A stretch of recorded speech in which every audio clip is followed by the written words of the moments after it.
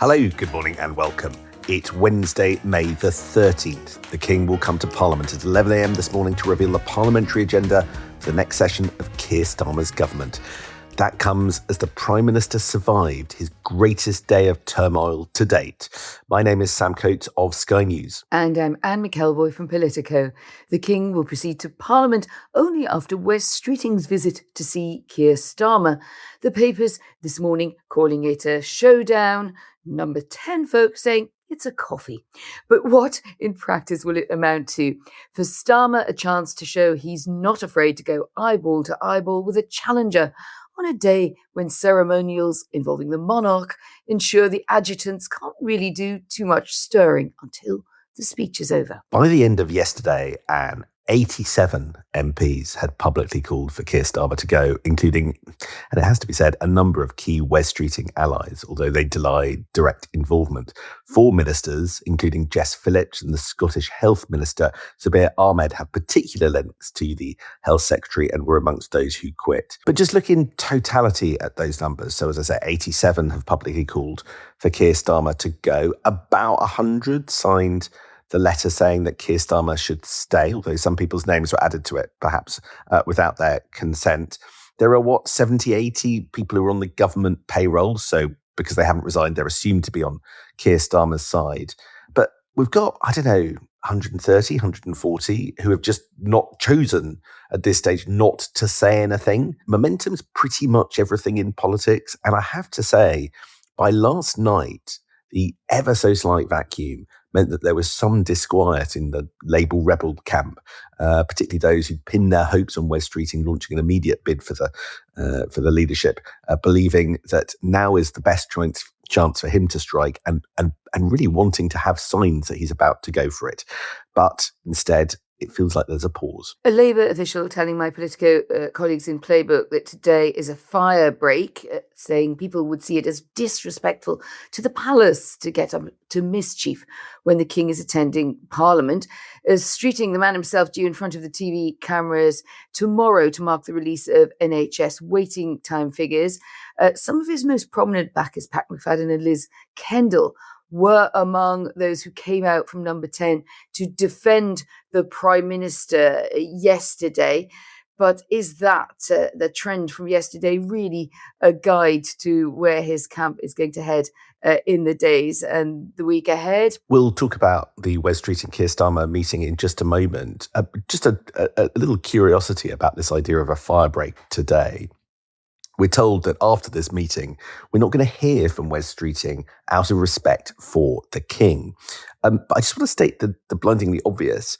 The rest of politics doesn't work like that, because whilst there is pomp and ceremony and pause while His Majesty is in SW1, that all goes away with the golden carriages. And by 3:30, when the Commons sits again, absolutely have political hostilities resumed, and you'll have Kemi Badenoch going for it against Keir Starmer across the dispatch box, freshly armed with a lot of new evidence to throw at him from those 87 statements of no confidence from Labour MPs about the PM. So a bit weird that the Wes Streeting emerita appears, as far as I can tell, to last all the way until midnight. But there's just so much that's sort of topsy-turvy about politics at the moment.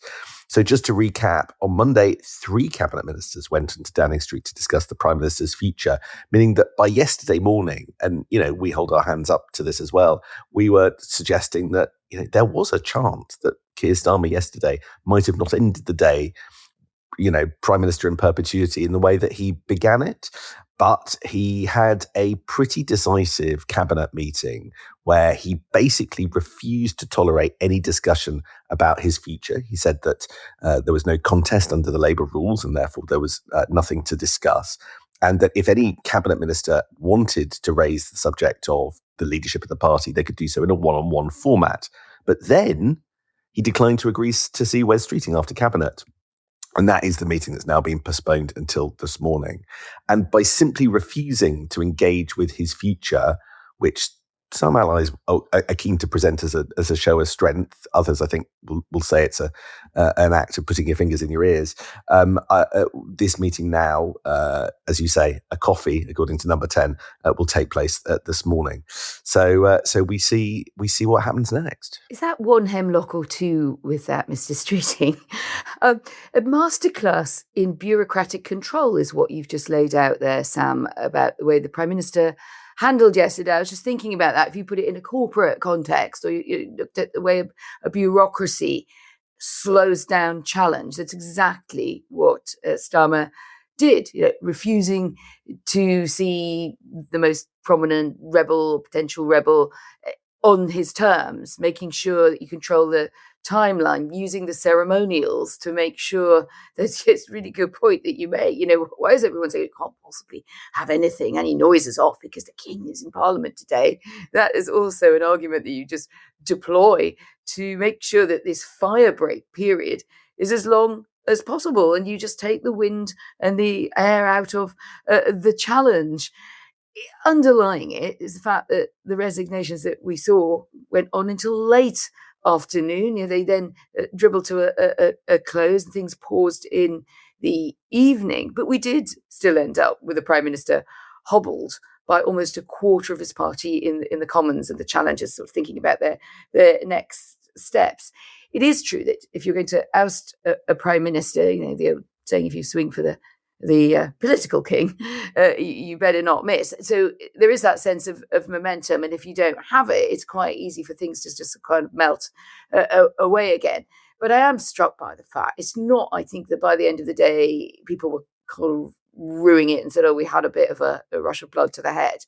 I'm still getting very, very angry texts and messages and upset MPs and party activists saying this can't go on as it is. We're going to end up the worst thing. We're going to end up stuck. I'm not sure that we want to be with the one we've got, and we've got no plan to get anything beyond that. And in some ways, some people are saying that could be, the stars, this could be the worst possible analysis and would just bleed support for the government. What was your check-in on the mood? I mean, it's a party without a great deal of backbone when you look at it. Look, what we have is a spectacle of a party that, as far as I could tell last night, was deeply nervous. Like, frankly, they looked like they were feeling sick about what comes next. This is a party conscious that it has committed an enormous act of self-harm, with 87 statements on the record about the unsuitability of Keir Starmer to be and remain in Downing Street, without any confirmed concrete plan about what to do next, and deeply divided between the various possible iterations of it. So one area of self-loathing that was going around last night it's not just allies of Keir Starmer, it's also some potential allies of Wes Streeting, just worrying that maybe we haven't seen the challenge because he doesn't have the numbers for the challenge all along. I think Team Wes would probably say, look, you don't know anything, we haven't said anything, and we're not going first, so that's no surprise. But there were real worries for people who thought that maybe there's a sign that he doesn't. Others are wondering whether Andy Burnham had the seat his allies were hinting that he was ready to jump to. Again, if you've got a Westminster seat all lined up, why haven't we heard about it? But my reflections are sort of a slightly different one, which is, to these 87 MPs who are suddenly now kind of feeling a pit of worry in the bottom of their stomach. Look, you guys have broken it. It's no good complaining now. You've got to own your own actions. You can't just say, Wes or Andy, insert contender here, you've messed up. Each MP must account for and stand by the action, the irreversible action that you have committed, because you've gone through a door you can't come back, and that's on you. There's the empathy class from Sam Coates. It's all your fault. You've done it now. But you're right, because if you come out against the Prime Minister, you're part of the shattered glass of a situation in the Labour Party. You can't restore loyalty once you've publicly disowned the Prime Minister. And even as you pointed out, Sam, there's many backbenchers who were just quiet, either because they were just in a state of suspended animation or shock, but weren't rushing to support the Prime Minister. I mean, they also have something to answer for too. And Keir Starmer and his supporters will be very aware of them and who they are. But the pressure point is really on Streeting, isn't it? Because his supporters, including his own PPS, were early out of the traps and they wanted to make the point it cannot go on as it is. Well, if then it turns out it does go on as it is, then that does look like quite a blow to them. And it does appear that the numbers are not there for Streeting to go over the top. That's the Prime Minister's sticking point. He's really wielding the first lesson of politics, in the words of Lyndon B. Johnson, learn to count. And as long as Streeting's not certain of his next move, then there's no way that Andy Burnham can easily put himself back in the fray. His means of return to Parliament are not clarified either. So you can't unmake the poor reaction to the Starmer speech on Monday. You cannot dispel the sense, it seems to me anyway, that Starmer is falling short. I think number 10 and sort of Keir Starmer, this very kind of brutal approach that he has taken, just pushing back, I'm the Prime Minister, I've got the mandate, doesn't really answer those questions. And I thought the faces on some cabinet ministers walking over to talk to your TV colleagues, Sam, there in Downing Street yesterday, were a bit of a picture. There was a lot of bottom lip biting, and some of them actually also looked quite cross. It looked quite cross to be in that position. Steve Reid has at least struck me not in one of his sunniest moods. Possible exception of Darren Jones, who seemed to be quite pleased to be in the vanguard, mounting the defence. Steve Reid really struck me as well. He's not often a thunderous character, but he looked absolutely furious.